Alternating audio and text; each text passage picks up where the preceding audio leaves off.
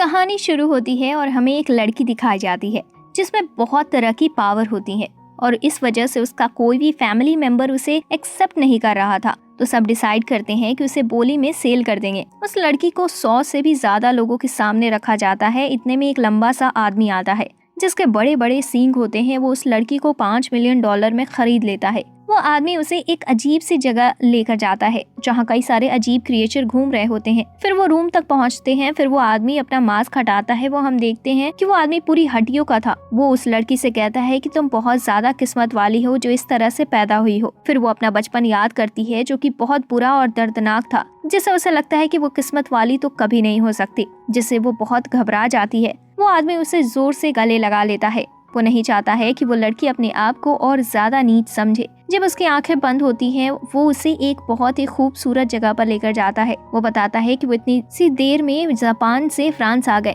और बताता है कि वो कोई आम बंदा नहीं है, वो एक मेज है जो मैजिक भी कर सकता है। फिर वो उसे नहलाता है। जब वो नहा रही होती है तो वहाँ कुछ फेरी भी आ जाती हैं जिन्हें एरियल्स कहते हैं। फिर उसे बहुत ही अच्छा नाश्ता मिलता है।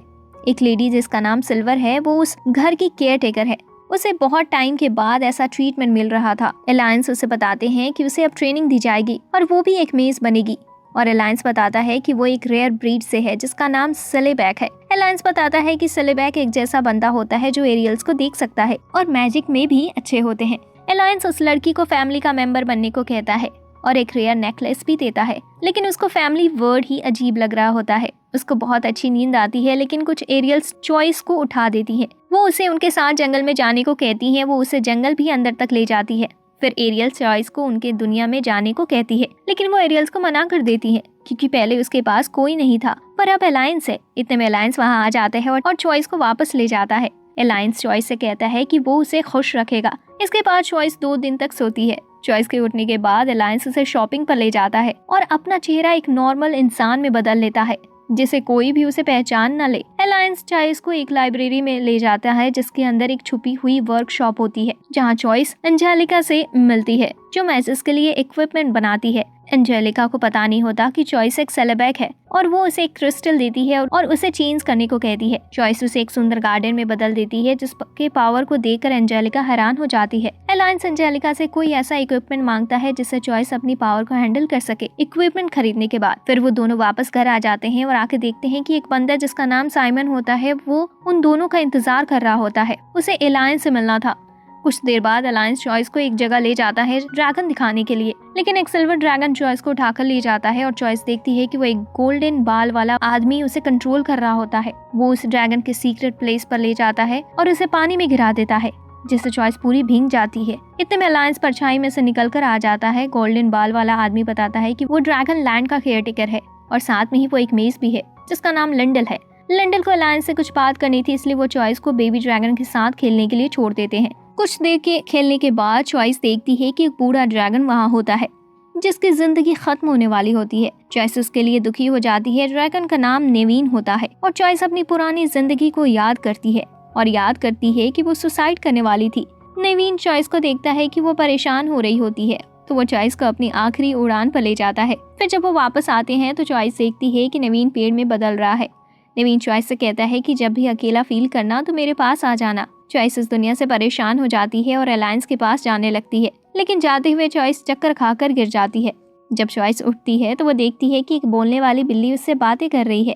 अलायंस बताता है कि ये बिल्ली 9 जिंदगियां जिएगी और ये अपनी 7वीं जिंदगी जी रही है। फिर वो एक जगह पर जाते हैं जो पूरी तरह से बिल्लियों से घिरा हुआ होता है।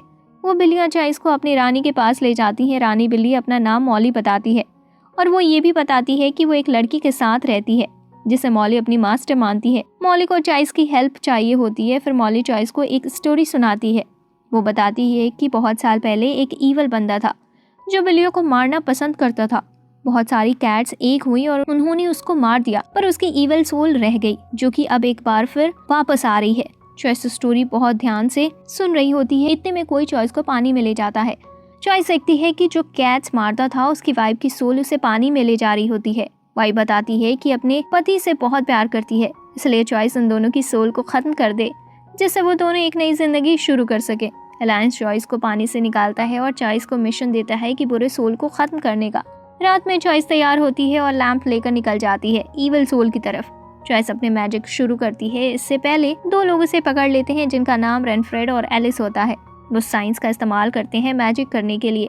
चॉइस अब हैरान हो जाती है जब वो उसे बताते हैं कि वो जल्दी मरने वाली है और वो दोनों चॉइस को टेस्ट सब्जेक्ट के रूप में ले जा रहे थे। वो चॉइस का नेकलेस निकाल देते हैं, सोचते हैं कि ये ट्रैकर हो सकता है। चॉइस सबसे परेशान हो जाती है और आज़ाद होकर वहाँ से भागने लगती है। इतने में वहाँ एलायंस आ जाता है। एलायंस ऐसा पहला इंसान था जिसने चॉइस का एक फैमिली की तरह ख्याल रखा था। एलायंस चॉइस से कहता है कि ईविल सोल को मारने का काम शुरू रखो। मॉली भी चॉइस की हेल्प करने के लिए आ जाती है और एलायंस जब तक उन दोनों को संभाल रहा होता है, चॉइस मैथ्यू की मेमोरी में जाती है, जिससे उसे पता चलता है कि एक सॉर्सेरर मैथ्यू को बताती है कि उसकी वाइफ मीना के पास ज्यादा टाइम नहीं बचा है। मैथ्यू को उस बचाने के लिए एक एंटीडोट बनाना पड़ेगा, जिसको बनाने के लिए मैथ्यू टाउन की कैट्स को मारना शुरू करता है। एक दिन मीना वहां पहुंच जाती है जहां मैथ्यू सभी कैट्स को मार रहा था। मैथ्यू मीना को जबरदस्ती वो एंटीडोट पिला देता है, जिसकी वजह से मीना तुरंत पिघल जाती है। सॉर्सेरर उसे बताती है कि मेडिसिन थोड़ी गलत बन गई है, हम इसे ठीक कर सकते हैं। तो मैथ्यू अपनी वाइफ की पालतू कैट को मारने जा रहा होता है, लेकिन वो कैट मैथ्यू के गले पर काट लेती है और बाकी की कैट्स भी वहां आ जाती हैं, जिससे मैथ्यू मर जाता है। मीना फिर चॉइस से कहती है कि उन्हें मिटा दो। मॉली तैयार होती है अपने आप को इस काम के लिए खत्म करने को, पर चॉइस एरियल्स के विंड मैजिक का यूज करती है सोल को एक शांति भरी एंडिंग देने के लिए। उन दोनों सॉर्सेरर को लग रहा है कि चॉइस कभी सोल को खत्म नहीं कर पाएगी, लेकिन एलायंस चॉइस पर पूरा भरोसा करता है। इतने में तेज हवा आती है और चॉइस मॉली के साथ आ जाती है। चॉइस की सफलता देखने के बाद सॉर्सेरर चले जाते हैं, लेकिन एलायंस रेनफ्रेड के गायब हाथ के बारे में सोच रहा होता है। चॉइस इतना कुछ करने के बाद थक जाती है और एलायंस को उसे उठाकर घर ले जा रहा था। चॉइस रास्ते में एलायंस से पूछती है कि वो कब मरेगी। एलायंस जवाब देता है कि 3 साल में। फिर वो कहता है कि वो चॉइस की मौत की और लेट करने का कोई रास्ता ढूंढ ही लेगा, क्योंकि उसे चॉइस के साथ और लंबा जीना है। एलायंस बताता है कि वो ना ह्यूमन है ना ही फेरी। उसने लाखों लोग देखे हैं, पर वो उन्हें कभी समझ नहीं पाया। लेकिन जब उसने चॉइस को देखा तो उसे लगा कि चॉइस को अकेले नहीं छोड़ना चाहिए, क्योंकि उसके पास कोई और रहने की जगह नहीं है। जब एलायंस ये सब बातें कर रहा होता है, तब चॉइस सिर्फ एलायंस की आंखों में देख रही होती है, क्योंकि उसकी आंखों में सच्चाई दिख रही होती है। फिर चॉइस एलायंस का चेहरा पकड़कर कहती है कि मुझे कभी अकेला मत छोड़ना। फिर नेक्स्ट डे चॉइस 2 हफ्ते लंबी नींद में चली जाती है। एलायंस उसे माउंटेन पर ले जाता है ताकि वो जल्दी रिकवरी कर सके। साइमन भी चॉइस को देखने आता है और फेरी की रानी टिटानिया और उसका पति ओवरॉन भी चॉइस को देखने आते हैं। ओवरॉन चॉइस को उठा देता है और चॉइस जाके एलायंस से गले लग जाती है। टिटानिया बहुत खुश होती है उन दोनों का रिश्ता देख के। फिर वो चॉइस को गुड ब्लेसिंग देती है और चली जाती है। हमें पता चलता है कि एलायंस एक बुरा पास्ट चॉइस से छुपा रहा होता है। एलायंस चॉइस को मैजिक सिखाता है ताकि चॉइस अपने आप को अच्छे से मुसीबत से बचा पाए। एलायंस ने कुछ गलत काम किए होते हैं पास्ट में, तो इसलिए उन्हें चर्च की हेल्प करनी होती है। एलायंस चॉइस को एक रिंग देता है और बताता है कि ये चॉइस की हेल्प करेगी मैजिक के कंट्रोल करने में। उन्हें किसी वॉच डॉग की इन्वेस्टिगेशन करना होता है। वो चर्च पहुंचते हैं और उन्हें पता चलता है कि जल्दी ही यहाँ किसी की मौत हो गई थी और इंसान की मौत नोच नोच कर हुई थी। फिर एलायंस और चॉइस अलग अलग रास्ते चले जाते हैं इन्वेस्टिगेट करने के लिए। चॉइस तलाश कर रही होती है, पर इतने में उसके पीछे कुछ घोस्ट पड़ जाते हैं। चॉइस को एक काले बालों वाला इंसान बचा लेता है।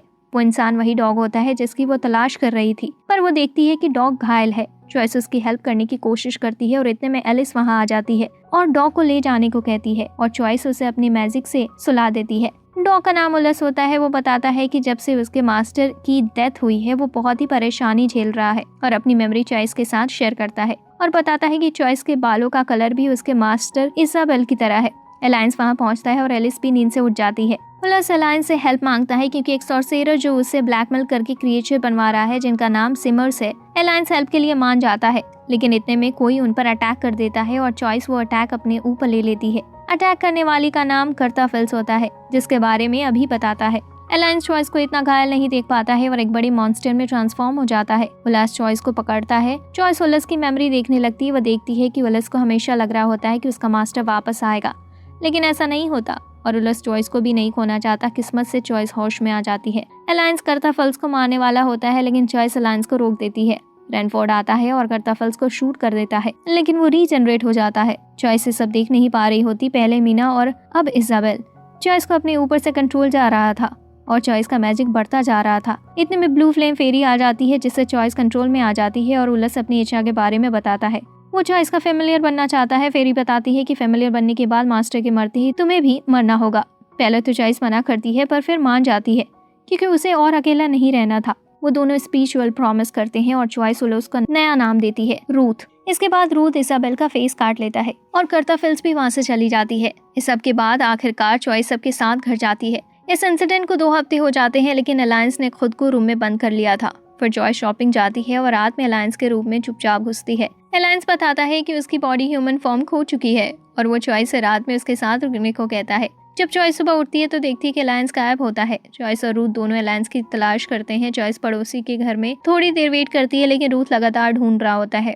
थोड़ी देर में रूथ चॉइस को अलायंस के पास लेकर जाता है। चॉइस अलायंस से सब कुछ पूछती है, वो किस तरह तकलीफ से जूझ रहा है, लेकिन जल्दी ही उनकी बातें बीच में ही कट जाती हैं।